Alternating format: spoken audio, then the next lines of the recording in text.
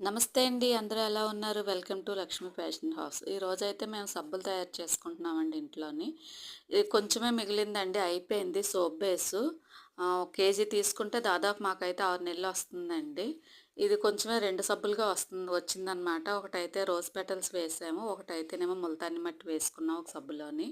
ఇవి అన్నీ కూడాని ఆన్‌లైన్‌లో ఆర్డర్ పెట్టామండి. వేప అవన్నీ పౌడర్‌లు.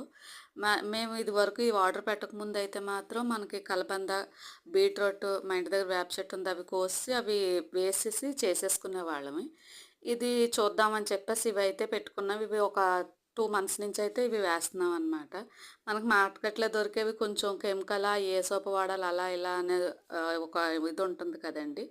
ఇలా ఎందుకో ట్రై చేయాలనిపించింది. మేమైతే ఇదే చాలా రోజులు బట్టి ఇలానే చేసుకుంటున్నాము. మీకెలా అనిపించిందో కామెంట్ చేయండి, లైక్ చేయండి, షేర్ చేయండి. నా ఛానల్ సబ్స్క్రైబ్ చేసుకోండి. ధన్యవాదాలు.